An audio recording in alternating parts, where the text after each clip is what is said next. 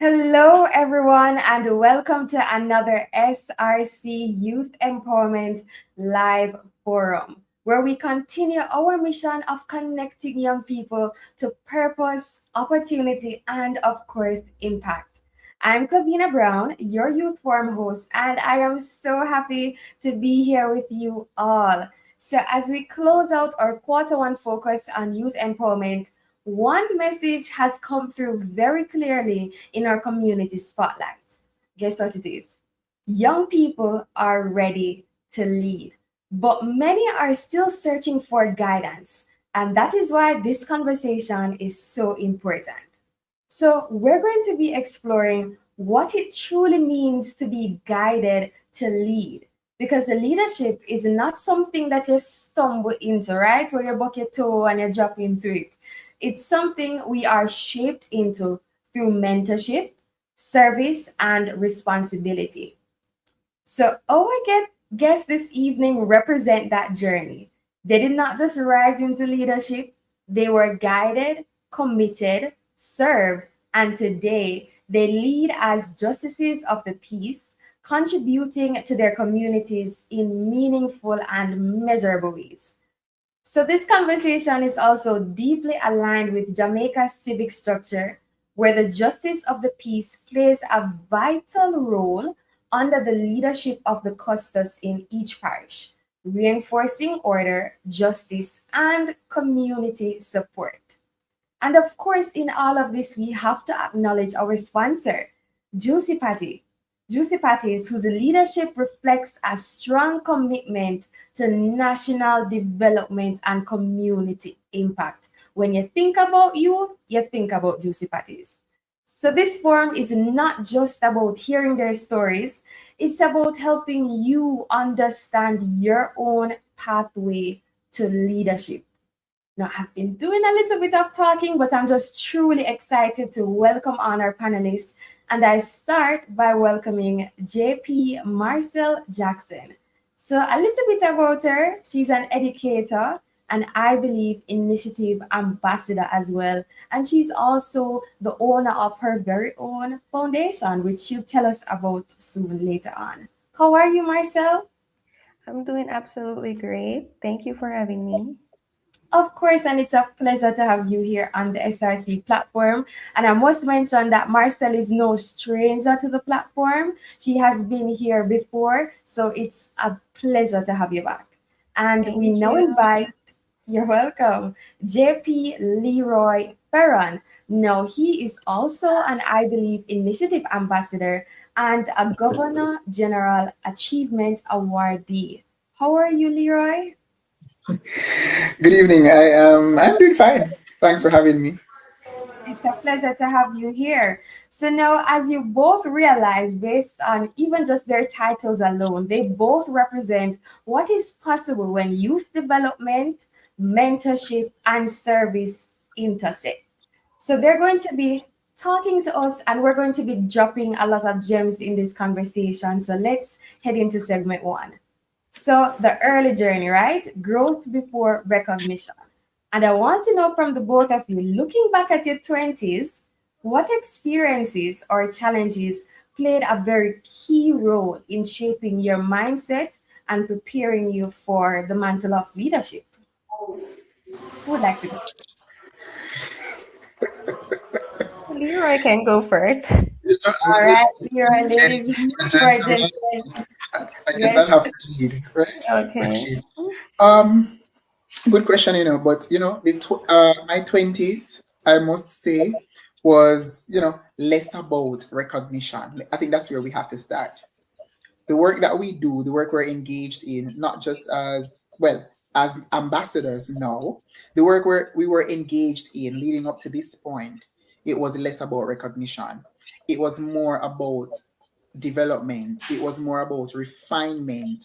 It was more about impact. I mean, we can say impact now, but at the time, we not even looked at it as impact. We just wanted to serve. It was trying to live a life of service. For me, I was deeply involved in education, working with young people in terms of student leadership, developing their soft skills, and community engagement. I was a part of several foundations, but at the time, again, I just wanted to serve. And I felt like I was responding to a need or to needs as opposed to building a profile. So that's what it was like for me. Right. So Okay. it sounds a lot like, oh, sorry, one moment. It sounds a lot like you laid a foundation there, and that's very important that you guys heard that. It sometimes it's just about being involved, and that's what brings you along the path. Go ahead, Marcel. Yes, I think in my 20s, I was shaped by responsibility and purpose because after having financial difficulties during my tertiary journey, I was forced to start my own foundation to give back to my community because I know how hard it is not to have the resources that you need for education. And so I think that starting my foundation and giving back, I developed resilience, and that put me on the path to being a good leader. Thank you so much for sharing. And that right there, you hear the birth story of her very own foundation. So you used all of those experiences and you turned it into something quite beautiful, if I must add. When I look on your foundation and the work that you've done and contributing back to your own community, it is something that I must commend you for, Marcel, and keep going at it. So I want to ask you guys, is there a moment that you can possibly pinpoint where your thinking or direction shifted, where you're probably like, okay, I feel like I want to step into a different position and maybe be a leader? Was there a moment that you can think of? Well, not. Not necessarily. That's okay, to be honest. Go ahead, Leroy. I that's the thing. I never necessarily wanted to be a leader, but throughout my life, leadership has found me. I think that's the way I have to put it because Mm. I prefer I prefer to dream up the ideas, as it were. I prefer to think through the possibilities and share the ideas. But for some strange reason, I always land in the leadership chair. So I prefer to say that leadership has found me. I did not go looking for it. And so sometimes it's a matter of purpose. It's a matter of your why, knowing who you are. And Hmm. so I believe purpose found me as opposed to me looking for leadership. Yeah, I for me as well. I didn't think my mindset shifted because of the impact I was making, and I saw that it had a positive influence on my community. I realized that it was my purpose and I had to continue. So I think that it came naturally. Yeah. So maybe you're watching here and you're like Leroy or you're like Marcel, where it's not necessarily something you are like, okay, I'm going to do this and I'm going to be a leader, but there's something in you that you notice aligns with the role. And I just want to let you know that you may not have it all figured out at the start, but just like the both of them, they figured it along the way and they are where they are now. And that's a Yes. testament within itself, right? So thank Yeah. you guys for sharing so much about that. So segment two, we're easing into it. Let's talk about mentorship, the turning point of it all. So, who or what helped guide you during those defining moments, and how did that influence your journey? Well, I think I've been fortunate to have both formal and informal mentors. I don't necessarily look at people and just say, oh, there goes my mentor. Or there's, no, I'm not that type of person. Notwithstanding, I've had, as I said, quite a number of formal and informal mentors. Some who guided me directly, and others whose examples, shaped my thinking. Uh, and I have to reference education because I started working very early. I joined the government service at just 19 years old. So at 19 years old, I would have acquired my bachelor's degree. I know quite a number of persons at 19, they're probably just finishing sixth form. But at that point, I graduated with my first degree. And so I landed in the government service and I had quite a number. I aligned myself with senior colleagues because they represented a level of parenting, if that makes sense. They reminded me of my parents. And so those leaders, they didn't just give me advice, they modeled a kind of excellence, a kind of professionalism and integrity that I needed as a youngster, and that I could pass on to those who come after me or those with whom I interacted. And so that kind of mentorship, I believe, is powerful because it's not just what is said, but what is demonstrated. I would say mentorship for me developed both ways. Some I actively sought out, and others emerged naturally through, proximity and shared work, as it were. But as an educator now, I'm very intentional about mentorship.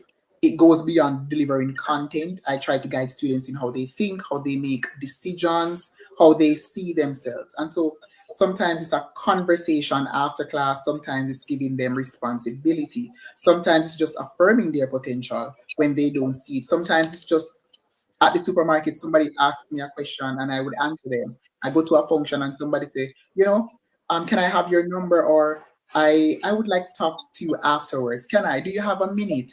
And so what made that guidance effective, I believe, was authenticity. And so the best mentors are not just those who are knowledgeable, I believe, but those who are invested. I have people who invest in me, people, cheerleaders, as it were, people who continue to motivate me. If they know of opportunities, they share it with me. That's the kind of mentorship that I'm talking about. Uh, and I want one of the things I want to say to young people, especially, and those who are listening and those who will listen, at the time you listen to this, I want one takeaway that you need to get is that young people, you ought to look for mentors who challenge you. Look for people who challenge you, not just people who comfort you. Look for people who are where you want to be or where you want to go. And so if you don't have a mentor, start putting yourself in spaces where growth is happening. Clubs, organizations, volunteer work, social groups, because that proximity will create opportunity, and mentors are out there, and some of them perhaps don't even have enough mentees. Yes, but that's my take. Thank you so much for sharing, Leroy. Something that you said that stood out to me is not just what is said, is what is demonstrated. Because we have this saying that children, even though you weren't a child at the time, Yeah. children do what they see. And when you can see someone abiding by their word, doing great things, that within itself motivates you. And also, we have a comment here from YouTube. Some Z 1252 said, period. Well said, Leroy. All And right. we gave a clap. So kudos to you. All right, thank Marcel, you. let's rope it into the conversation. So yeah, let's hear from you about mentorship. Oh, your Oh, mic is okay, is muted. it mentorship or someone that influenced me in Yeah, terms of someone. mentorship? Okay, Okay, so after, yeah. I think one of the person in my life that influenced me is my mother, because she taught me patience, compassion, resilience, because I would have grown up and seen her um, facing challenges and overcoming them. And I think watching her, I have developed the same mentality, because I have compassion for my community, I have compassion for my students. You have to be patient in the classroom as well. So I think those traits is what led me to become an excellent leader. And I also continue to use those traits whenever I face difficulties as well.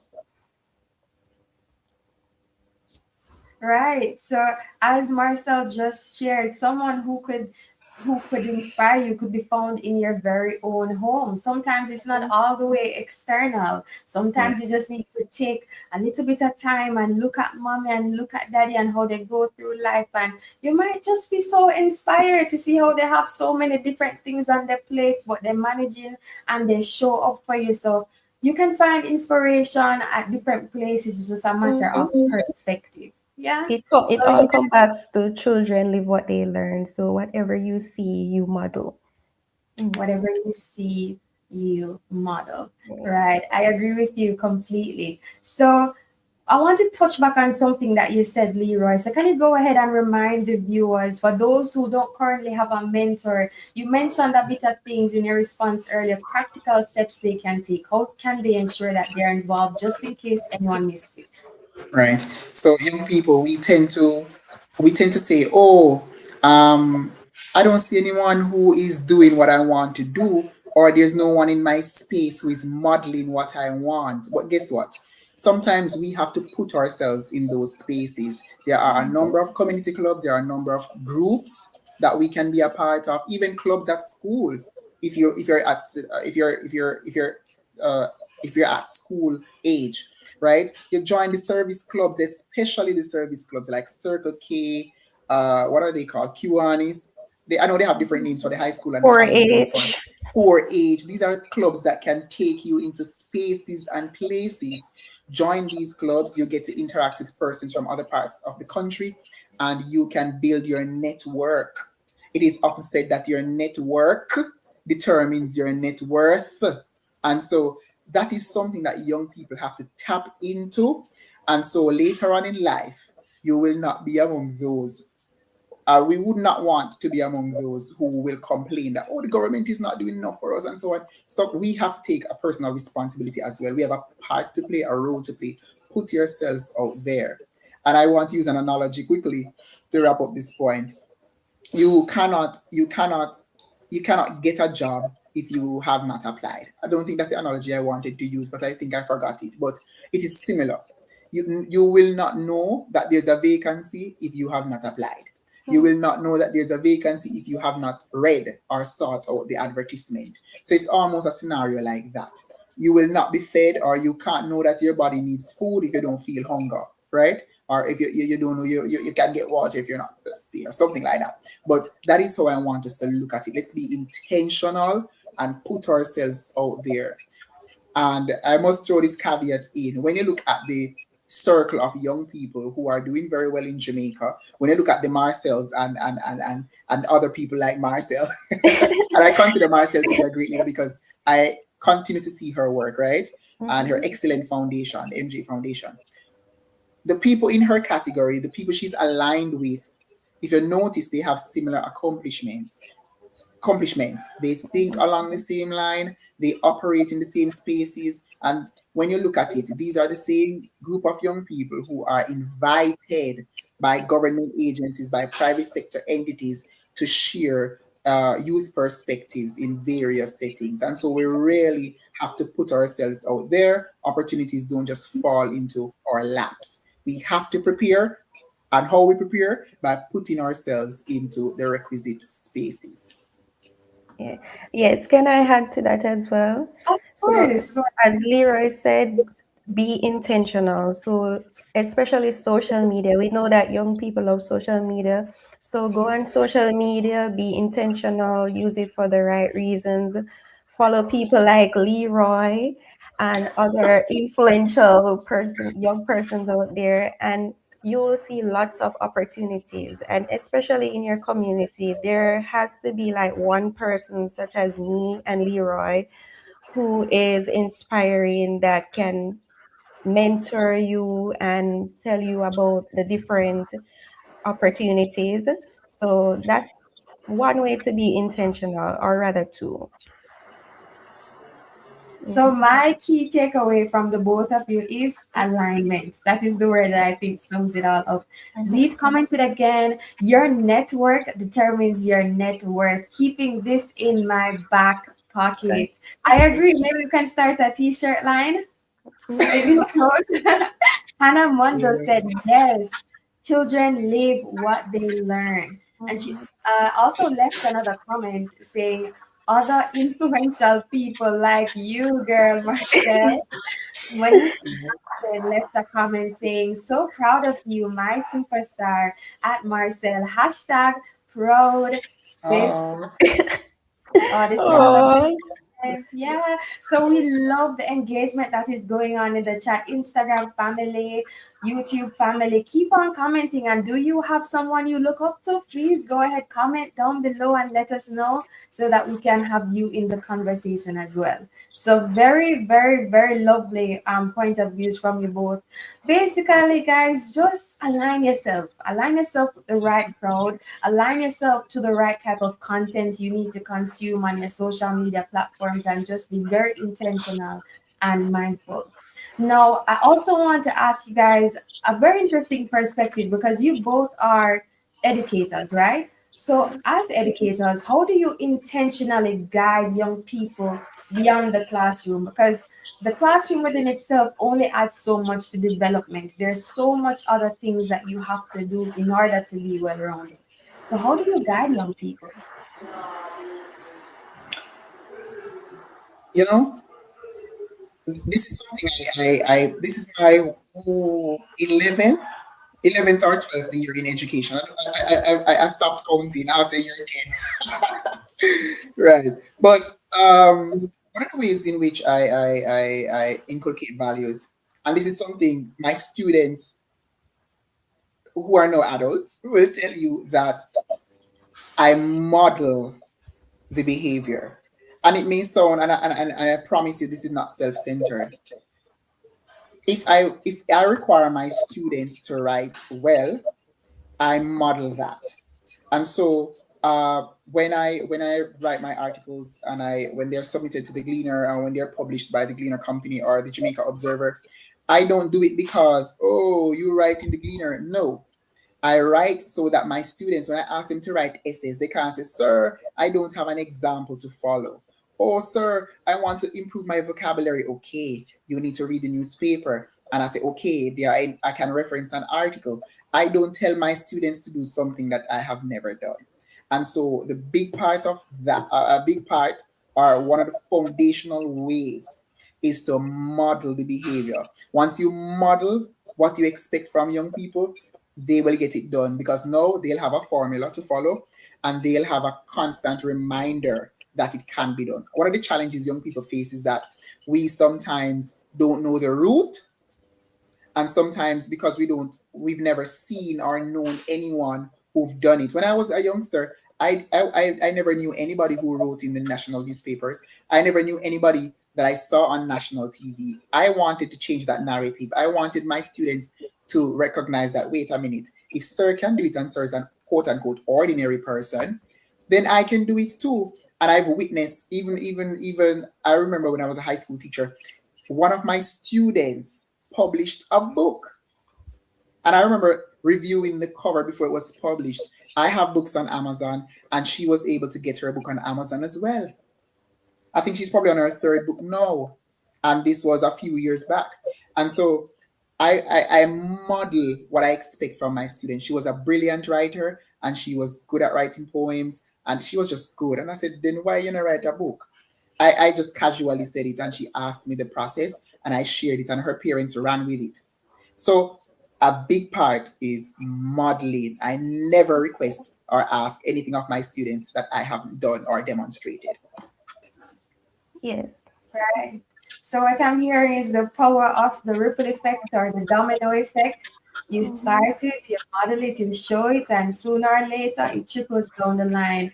And I love what you brought up about your student who asked her a question out of curiosity, why don't you write a book? And her parents supported her, took it and ran with it. That's a beautiful example of what just guiding a student and taking genuine interest in them can do. Go ahead, Yes. Marcel. Yeah, I agree with Leroy. You have to model what you want to see your students do, because I remember the first day of school, the principal asked us to write a trait that we would love to see in our students. And I remember writing resilience, because I know that at times in the classroom they're going to get work that is so hard and they will want to give up. But as the teacher, it's my responsibility to model resilience for them, to know that, hey, not because you did not get it right the first time, you should give up. So I model character, I model resilience, and I also try to build relationships with them. and try to make them feel confident. I'll give them affirmations in the morning. So modeling is very important. I agree with you, Marcel. Modeling is very important.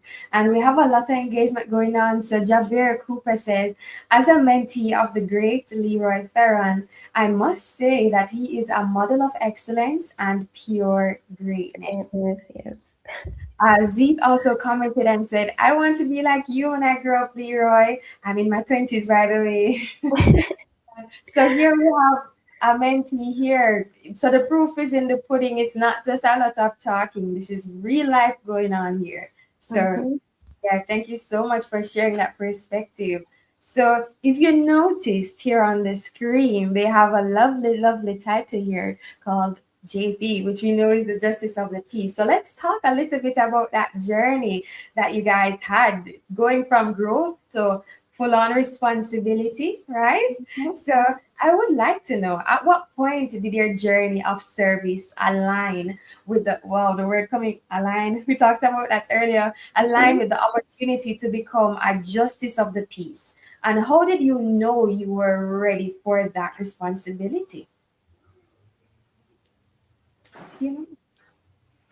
Marcel, you want to go first? All right. For me, yes, I knew I was on the right path because when I started my foundation, I realized that I founded my purpose. To me, giving back is my passion. I love to see the smile on the kids' faces, and I love to know that I am doing something to help my community. As Leroy would said, it's not for the hype or anything. It's just because I know what it feels like not to have the resources, and I want to be a leader and an inspiration to the other youths so that they too can come and give back to the community.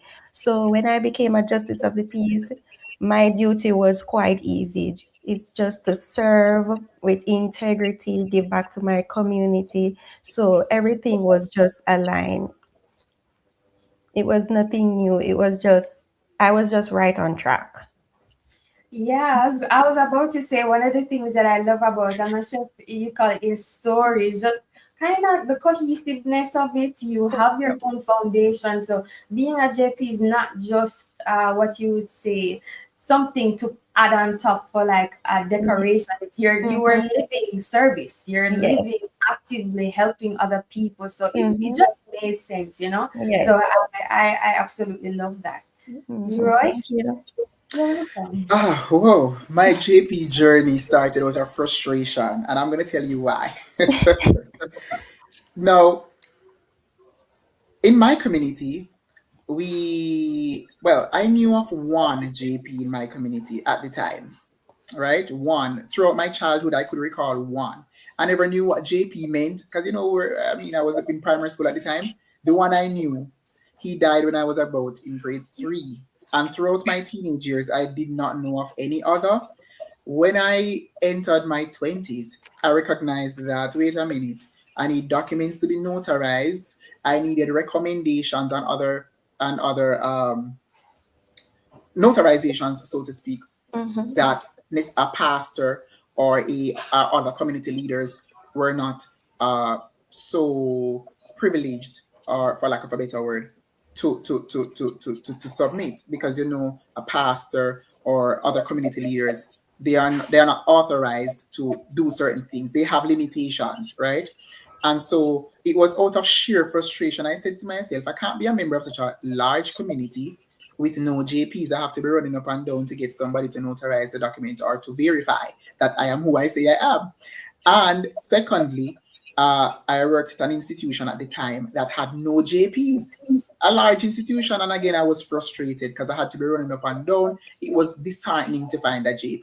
So I said, you know what? Since nobody wants to be a JP, I am going to apply. No, when I checked the time, when I applied, I think at the time we had to be 23 years old. And so when I became 23, I was like, okay, perfect. I'm going to apply. And so I applied. No, I had to wait 2 years to be commissioned. Why? Because nobody saw the need to apply, and I could not be trained alone. We needed a cohort. And so it was out of sheer frustration and the lack of having JP presence why I decided to offer myself to serve. And so for me, becoming a justice of the peace too was not a sudden decision, right? It was a natural progression of a life already rooted in service. Because we're saying, as Marcelle said, we're not doing it for hype, but we're genuinely here to serve. And so if it means that I'm going to have a long line at my gate, not that I would want a long line all the time, but if it means that persons are going to come to me for service, I am there. I signed up to be a JP because I wanted to serve. I wanted my people to have access to services and amenities that they don't have to travel out of town or out of parish to seek. And so by the time the opportunity came, I had already been involved in education, youth development, national service, community engagement. So it was about stepping in, it wasn't about stepping into something new, really, but it was about formalizing a responsibility I was already carrying informally because persons were already coming to me to help them with job hunting, etc. And so I knew I was ready, not because I felt complete, but because I understood the weight of the role. And so a JP is not just someone who signs documents. That's something that we need to dispel because every time we hear JP, we think it's somebody to sign documents. If you were to go on the Ministry of Justice's website and look at the role of justices of the peace, or just Google it, your minds would be blown away. Justices of the peace have a certain level of access that even attorneys at law may not necessarily have. And so you'll find that even attorneys at law are offering themselves to serve as justices of the peace because in their capacities as attorneys, they too have some limitations that JPs don't necessarily have. So these are things that people aren't even aware of.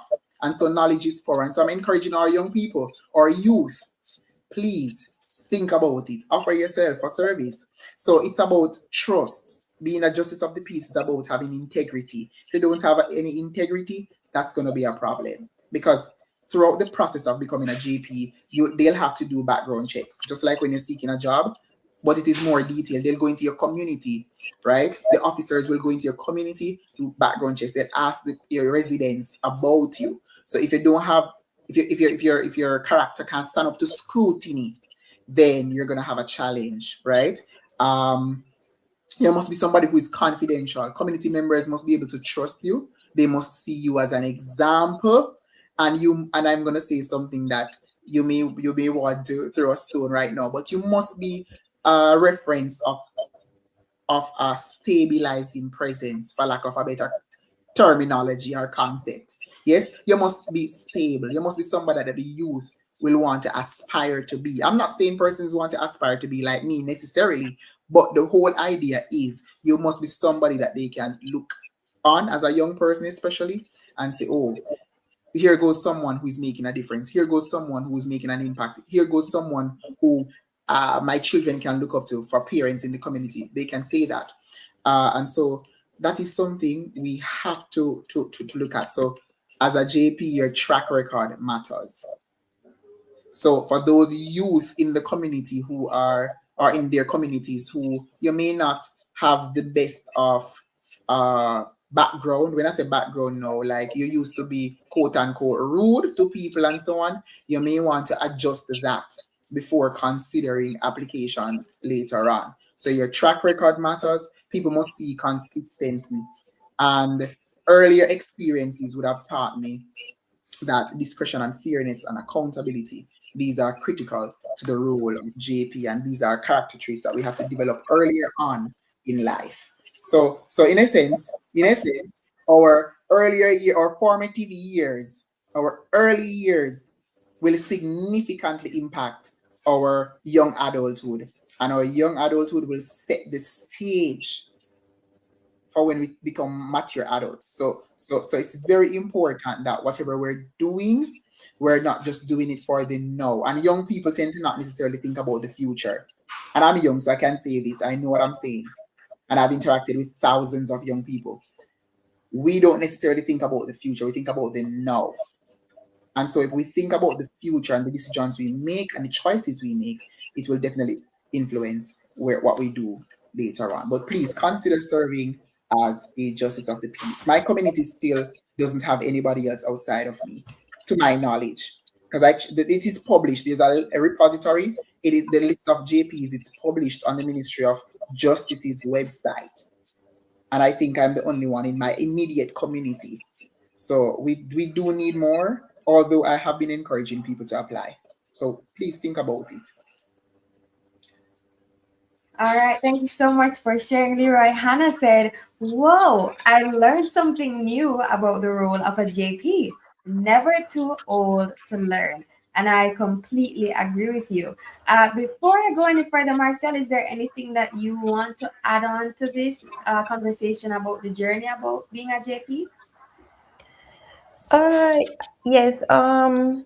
Also, being a young JP in your community can also make your community safer, because when other young people see you doing good, they are more likely to stay out of negativity, stay out of trouble, and want to be on the positive side. Also, you could influence them to be a JP as well. So that's my addition. So being a good role model, essentially. Yes. Leroy, were you going to say something? Yes, Martha said something that I initially was wanted to say, but it slipped my memory. I Okay. mean, but Marcel touched something extremely important. Every time I go to a function or somewhere, because of course I don't wear JP as a badge of honor. In terms of, I don't tell people that I'm a JP. That's not something you do, right? But every time someone discovers I'm a JP, they're like, "What? Um, you look so young." And bear in mind, I am not a new JP. I was commissioned 5 years ago. Yes, I'm technically a seasoned JP now, but people are always shocked when they discover I'm a JP, because they're like, "But you look so young." But I want to throw it out there to our youth, because I too didn't realize, because all the JPs I know were persons who were retirees, like retired principals, retired police officers. But please note, as long as you're 23 and above, you can apply to serve as a justice of the peace. And I feel too that as justices of the peace, when we are commissioned at such an early stage, right, Marcel, we're Yes. to be an example, where it's almost like we have an accountability partner, but it's just that the whole society, your whole community will hold you accountable. You have to Yes. operate a particular way, and so on. So it helps us in our own development as well, because we have to recognize, even when we're in public, how we can't operate the regular way, because Yeah. people are looking at us, right? So we have to be an example all the time. And so you don't have to be old to be a GP, okay? Yeah, I 23 and can above, and relate. you're I ready. can relate to Leroy. When I just got commissioned, everybody was like, "Oh my God, I'm the first young JP man one." I was like, Yes. "Yeah." So, and next week makes 4 years for me. So Woo! I encourage, yes, I encourage that more young people become JP. And after I became JP, I constantly seen more young persons becoming JP. It's like you open the door for Yes. others. Yeah. Right. So, for a bit of clarity for everyone watching, they were both commissioned in their 20s, so they know what they are talking about. So, if you can take anything, especially from what Leroy said, Zeke talked about it earlier. If we can bring up that comment, he said that's the spirit. Go for what you want. Be resilient and persistent. Because if you're just joining on, I want to tell you that there was no one in Leroy's community who was a JP, and he took it upon himself to be like, you know what, I am going to be the solution to this problem. And he went ahead and applied. So sometimes I think we're waiting for either opportunities to land in our lap, and sometimes you just have to go out and take up space and make the opportunity for yourself, and someone will accommodate you, and if not, you be the accommodation and start a trend. So Yeah. go ahead and go for what you want. And Z said, you guys are both veterans, so they know what they're talking about. They're seasoned, okay? So this is trusted advice. We only bring on the best. So thank you so much for sharing about your JP journey. So I want to talk about youth responsibility and safer communities, which you guys brought up earlier. So let's talk about it. So, from your experience, how does strong youth development and mentorship contribute to building safer and more structured communities? Okay, so as a young person in my community, I'm a JP. So I feel that being a JP in my community at a young age, it can influence other young people to be on the positive side because they would have seen what I've done and they are inspired by it. So they are less likely to go on the negative side. They can also come to me for advice, and I'm sure they will get positive advice. So being a role model in my community makes the community safer because I am basically telling young people what is right from wrong, and so they are more likely to lead on the right side. Yeah. Uh, yeah, and Marcel, he's right. I agree. Mhm. Youthful leadership presence will, cause will cause possible offenders to want to look away from, or it dissuades or discourages malpractices.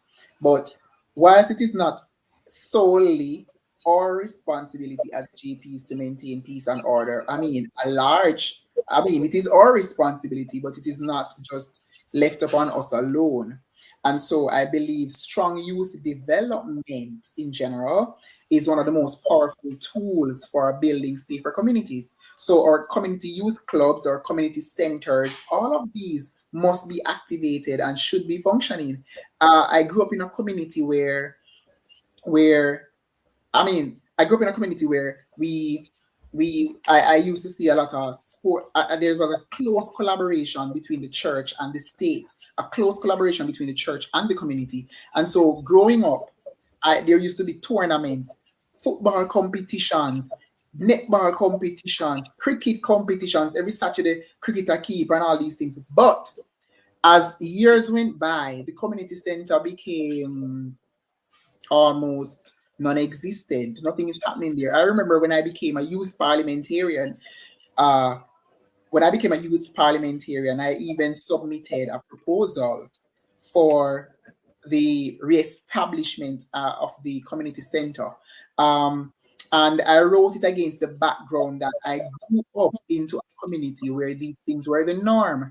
And I can tell you, the persons who are 50, the teenagers now have no clue of the foundation of our community. So I also pitched the proposal from a historical context, which even maybe the MPs and so on may not even be aware of, because sometimes the MPs are not necessarily from the community. And so I wrote a proposal. I'm not so sure where it landed, but I did some follow-ups though. But these things I know must be in place because they build safer communities. The spin-off or the profit from these engagements is really safe spaces. And so because when young people are guided, they make better decisions. And so mentorship gives young people structure, right? It gives young people structure. It exposes them to possibilities. It helps them to understand the consequences before they experience them. And so, and importantly, it gives them a sense of belonging. And so the picture in my mind of my community from in the early 2000s is totally different from what obtains now or what obtained in the last decade. It is totally different. And so that sense of belonging would dissuade any negative behavior, and prevent these and prevent crime and so on from occurring. And my community is very, very peaceful, right? But at the same time, I still believe that our youth need more engagement, and so I'm calling upon the Social Development Commission and all of these entities and statutory bodies to really rethink how we approach our communities. Whilst there some communities are and community clubs are doing excellently, there are still some communities that are underserved. And so when young people are engaged in meaningful activities like education, leadership, service, they are less likely to be drawn to the dark side, so to speak, or into destructive paths. And so I want to say, young people, you don't have to wait now. You can start leading. There's no community club. Guess what? Start one. Don't even wait, because sometimes that's the issue. We're waiting on some of our seniors to do things. Um, Sometimes we have to, as it was in Nelson Mandela or Mahatma Gandhi. I think it was Nelson Mandela. It could have been Mahatma Gandhi, I think. My memory doesn't serve me right now, but I think no, it is Mahatma Gandhi who says who said we have to be the change we want to see. And so sometimes we have to step out, as our moderator said, step out, form the community club, and then later on the support will come. Yeah, and I agree with you wholeheartedly. The support will come. And Zeet said solution driven. And I assume he was talking about something that we mentioned earlier. But yes, you can be the solution at times. And I want to go ahead and talk to you guys a bit further about it. Now, Marcel, you have your very own foundation known as the MJ Foundation, and you interact with youth in your community a lot. So I would love to hear from your perspective, what behaviors or values do you think young people should begin developing now? Like we should work on it today. What behaviors and values they should work on? What behaviors or values or practices, habits they can develop, to start working on that will help them in the future. Okay, so I think young people in this time they have a lot of ideas, but they are so scared. They're saying, "Oh, I don't have this and I don't have that, and I don't know where to start." They have so many creative ideas, but they're just scared. So I think they should develop resilience. I think they should start asking for more help, look for persons in their community, ask for more help, even go to their MPs, stop being afraid to ask for help, and just start with what they have. Just like when I started MJ Foundation, I did not have all the resources. I just had only 5 gift bags, but each year the foundation grew.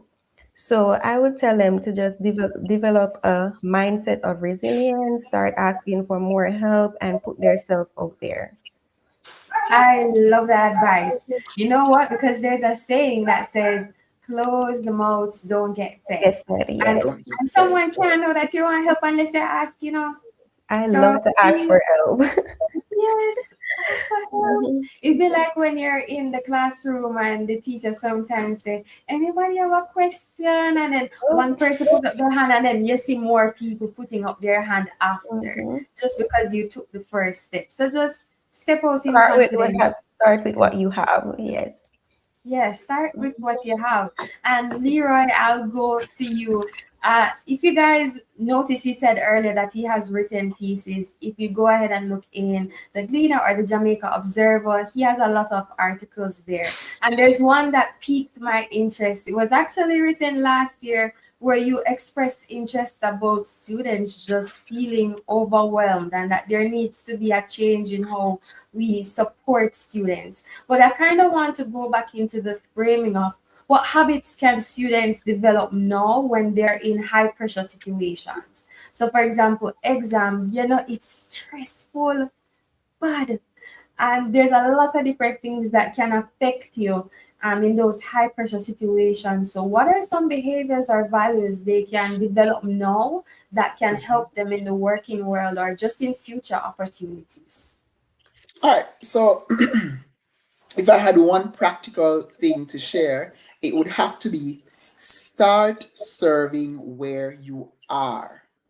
Start serving where you are. We're in a dispensation where everybody wants to lead. Like, nothing is wrong with leadership. I mean, we want people to lead, especially people with vision.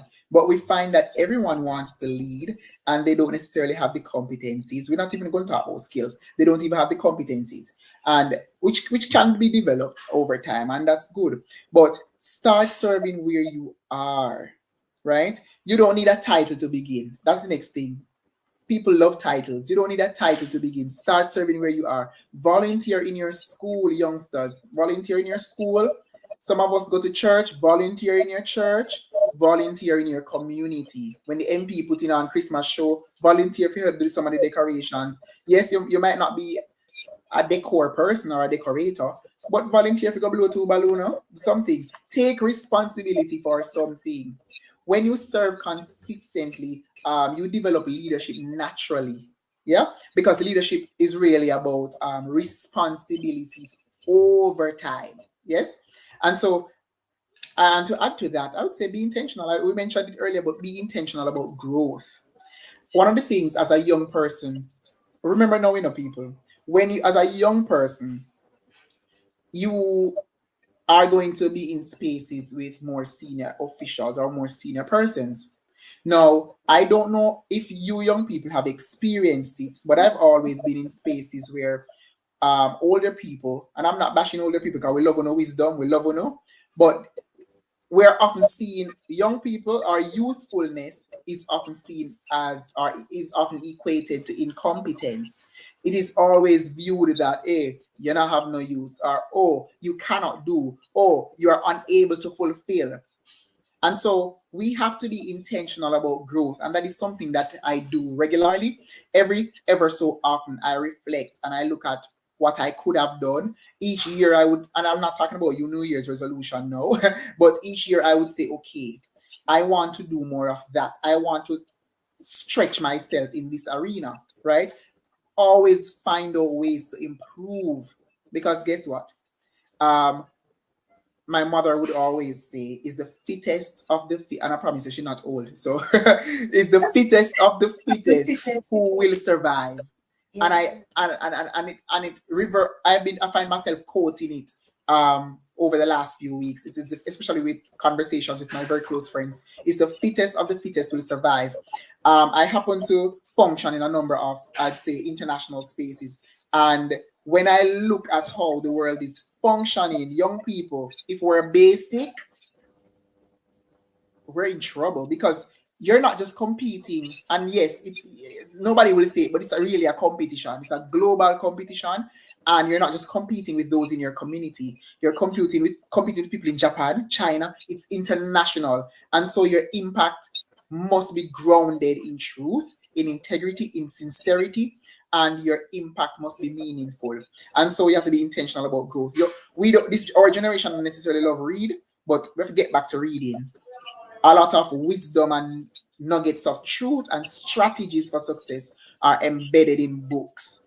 Yes, we have to start read again. We have to be a little bit more observant. We have to ask questions, and we have to reflect. Growth doesn't happen by accident. And I stop there.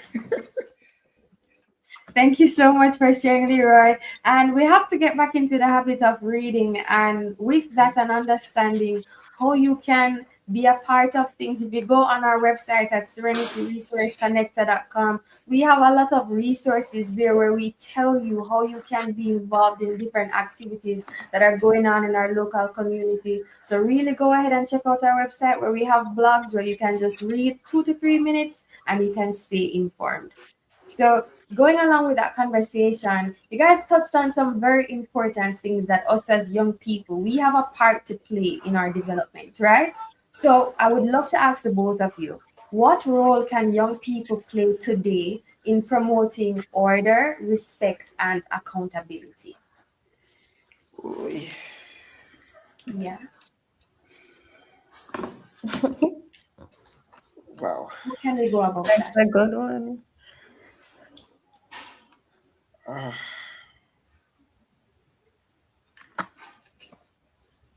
Young people will have to demonstrate that they too can inhabit spaces and they can be trusted with the nation's resources, the community, well, but the community's resources, which the people, as well as the physical resources. You have to demonstrate that.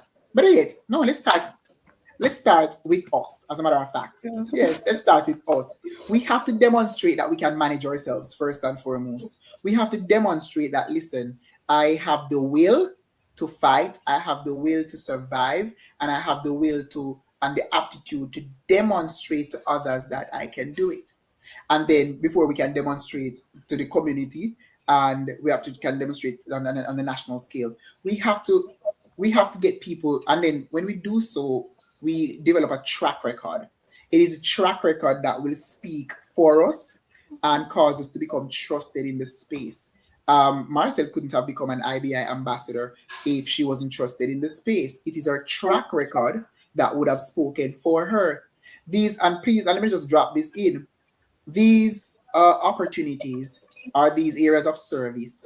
They get thousands when the Governor General's office or the youth, the Prime Minister's or the Ministry of Education, the youth team, or the youth and adolescents team sends out where the applications are published to the nation. Thousands of people actually apply for these opportunities. It's not just hundreds, thousands. And then a short listing is done, applications are reviewed, or the nominations are reviewed. So it's not that you can fake it and think, oh, you're gonna get a title so that you can function, or so you can post on social media. It's way more than that. And so young people have to develop the attitude of doing things not to be seen, but doing things out of service, doing it out of passion, and as Marcel said earlier, doing it out of purpose.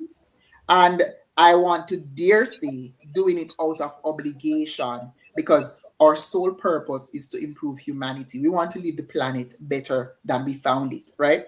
And so those are things we have to bear in mind so that young people can be trusted. I am seeing where there's a shift taking place. I'm seeing a number of young senators in parliament, and that is a good that is a good example for us young people. I see young people graduating. I see youngsters like Marcel and so on with their Yeah. master's degrees.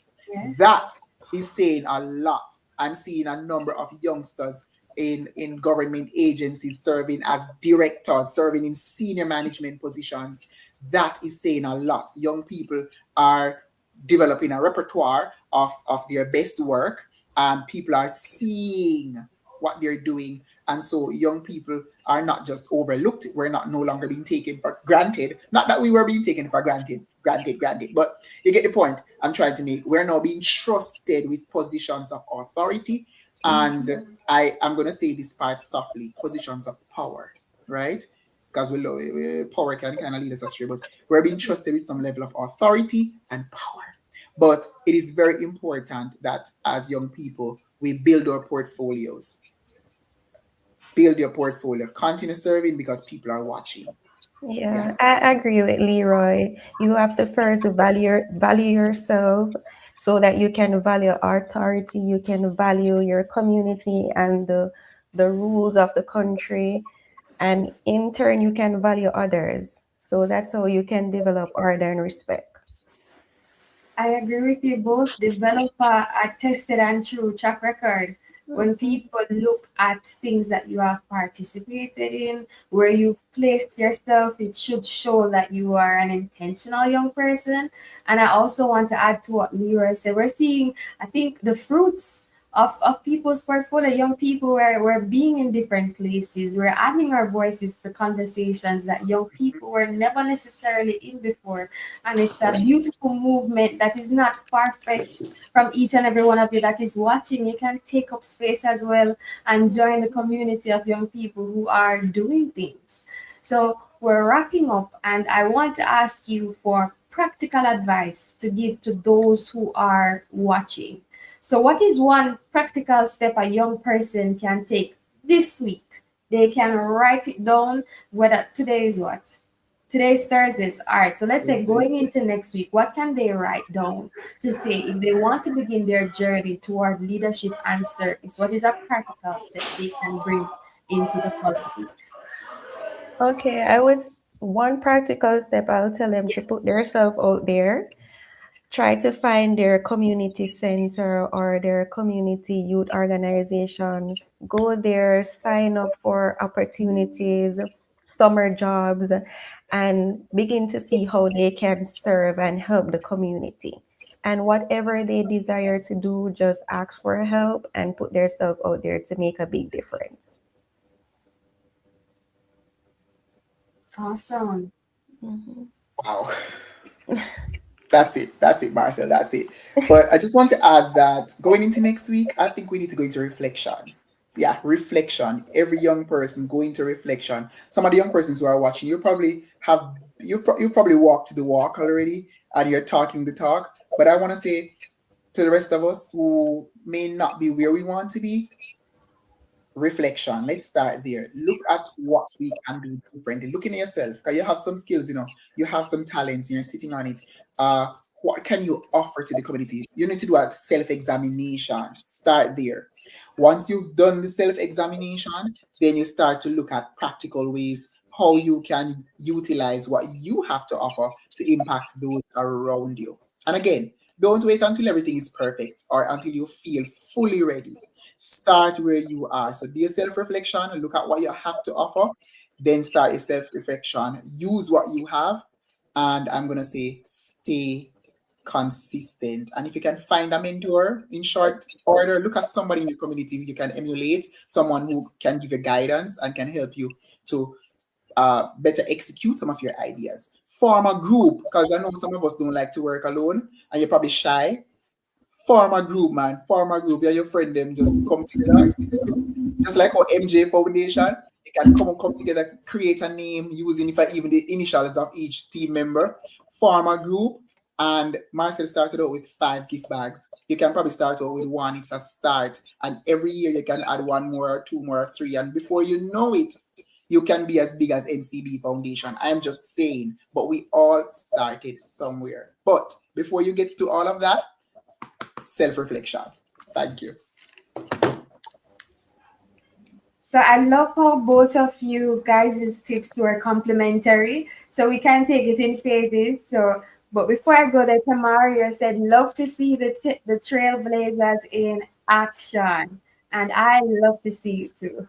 So I was saying that I love that both of you guys' steps are complementary. So let's break it down. We can start with self-reflection. You can start from now or next week, depending on you. Evaluate yourself, see where you want to go. What are your strengths? What are your weaknesses? Look at it like that. And after you've done adequate amount of self-reflection, you can take action, like Marcelle said, and go into your community, find the center. Where is the group?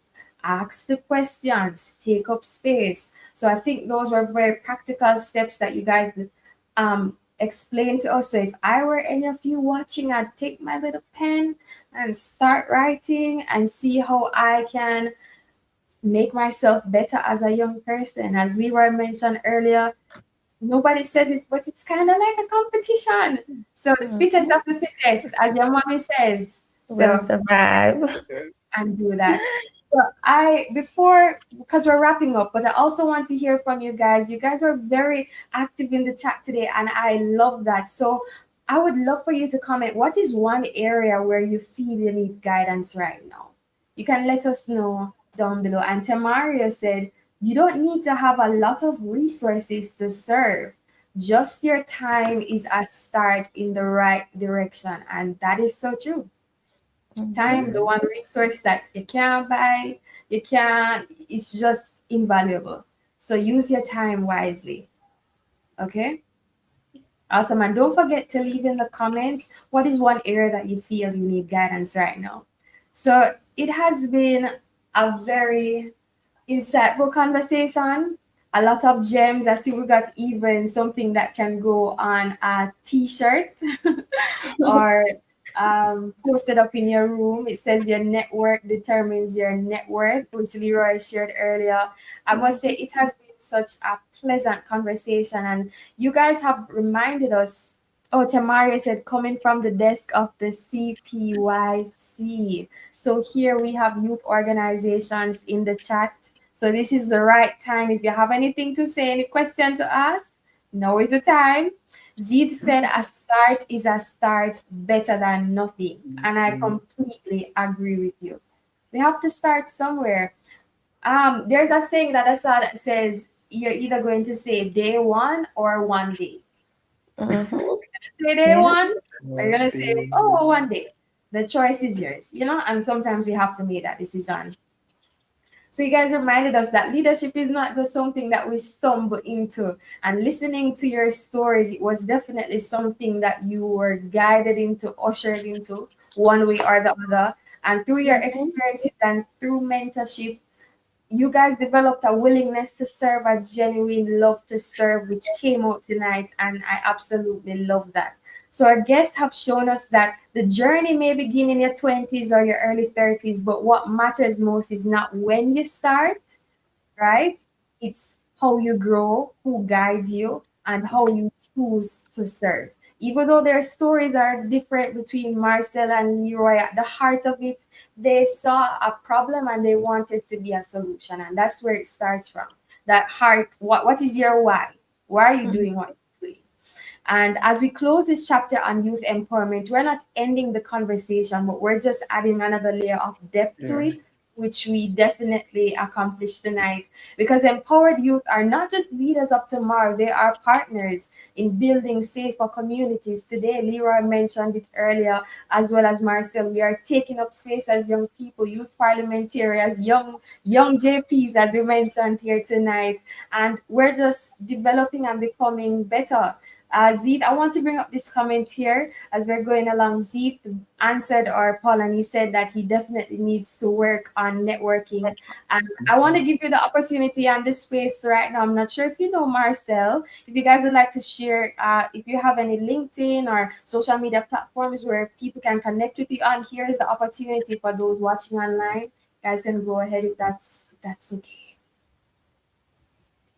Okay, so my LinkedIn is Marcelle Jackson, my full name, and also on Instagram _shan.z. Okay. Yeah. My LinkedIn is Leroy Fearon, and it's quite public, so you can check it out if you when you get a chance. And my Instagram is Yorel_suavity. So that's my name spelled backwards. All right, so you can check it All out. right. Yeah, Awesome. sure. Thank you so much. Z said, wonderful presentation, Leroy and Marcel. Truly insightful. So many nuggets of wisdom. And dare I say, a whole turkey because that was a lot. I feel encouraged to be that. And he also shared, thank you, Serenity Resource, for this session. And a shout out to our lovely host. Thank you. He said, hashtag go Leroy, you're amazing and couldn't have asked for a better brother. Hashtag proud Oh, sister. So we got some of the sister love from Marcel's sister earlier in the chat. And here we have commendations again. So thank you so much for being such a responsive engager. I loved highlighting your comments. So we're winding out this chapter, and I just want to say that as we move into our next week and going into the future, remember the actionable steps that we talked about. Do some self reflection and go ahead and ask the necessary questions to better your tomorrow. And as we move into our focus on safety and security, we invite you to see yourself not just as someone to be protected, but as someone who can contribute to order, accountability, and positive change. This was such an impactful conversation. There is another comment here I want to highlight before we go. Journey with Chosen said, great evening to the team. Hereby Farron, and they will catch the replay. And thank you so much for bringing that up. I want to say to everyone watching, go ahead and share the episode once it's posted after we come off the live and watch it. If you're driving, you're in the car, you're having lunch, go ahead and watch back this episode and write down any little thing that you found insightful. We have the resources here. Don't forget to watch the replay. And of course, it's a pleasure being your moderator. Once again, I'm Kavina Brown, and I hope you have yourself a wonderful rest of night. Thank you so much for watching.